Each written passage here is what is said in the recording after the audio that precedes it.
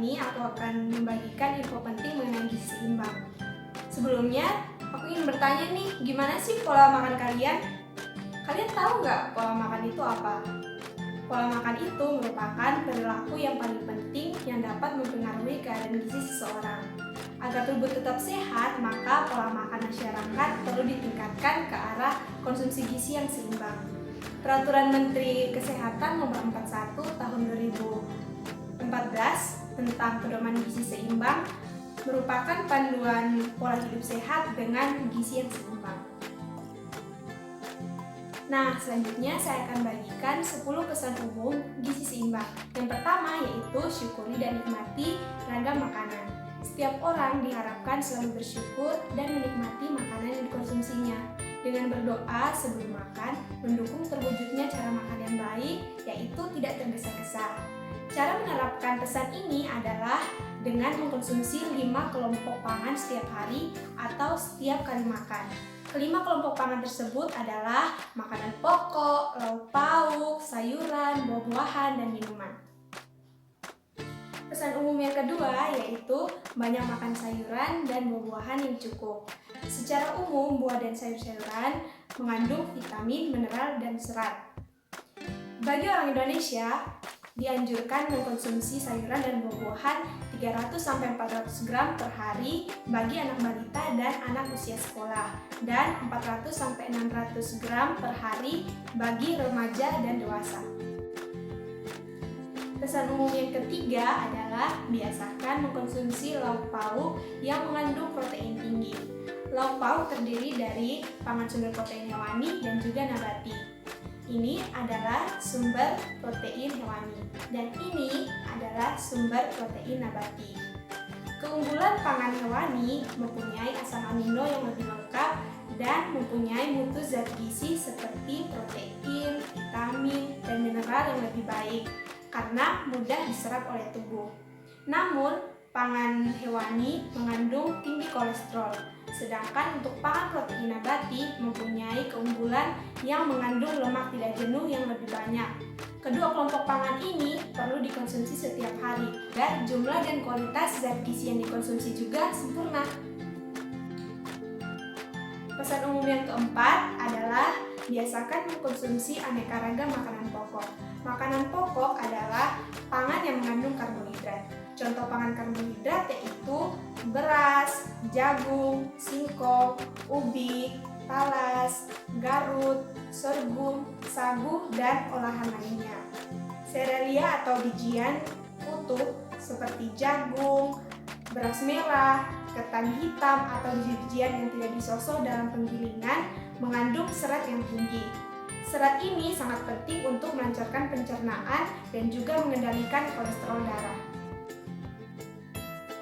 Pesan umum yang kelima adalah batasi konsumsi makanan manis, asin, dan berlemak.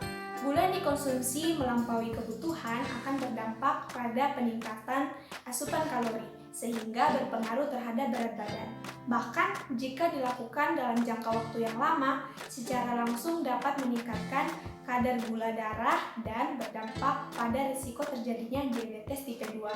Konsumsi natrium yang berlebih juga dapat meningkatkan tekanan darah. Pesan umum yang keenam adalah biasakan untuk sarapan.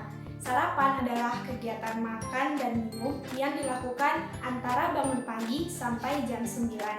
Tidak sarapan akan berdampak buruk terhadap proses belajar di sekolah bagi anak sekolah, menurunkan aktivitas, menyebabkan kegemukan pada remaja, orang dewasa, dan meningkatkan kebiasaan jajan yang tidak sehat.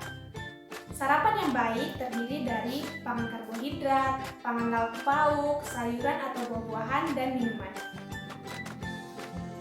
Pesan umum yang ketujuh adalah biasakan minum air putih yang cukup dan aman. Air berfungsi sebagai pengatur proses biokimia, pengatur suhu, pembentuk atau komponen sel dan organ, media transportasi zat gizi, dan pembuangan sisa metabolisme, pelumas sendi, dan juga bantalan organ.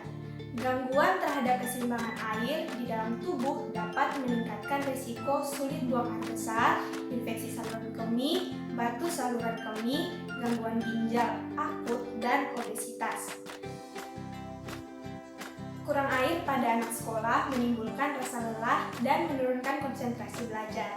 Pemenuhan kebutuhan air dapat melalui minum sekitar 8 gelas sehari bagi remaja dan dewasa yang melakukan aktivitas ringan.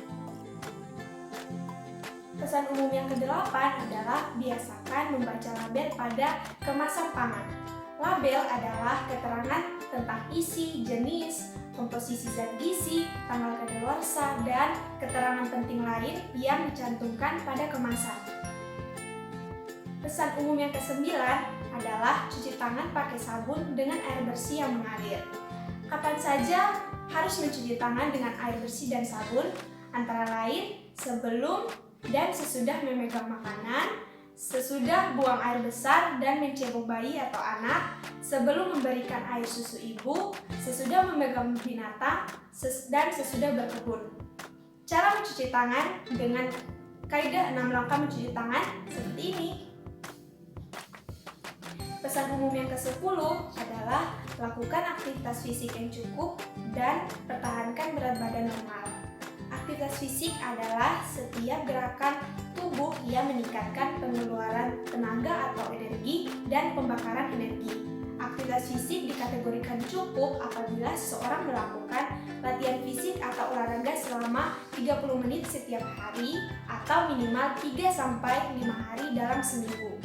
Selain aktivitas fisik, penting pula memantau berat badan baik bayi maupun orang dewasa. Mempertahankan berat badan normal memungkinkan seseorang dapat mencegah berbagai penyakit tidak menular.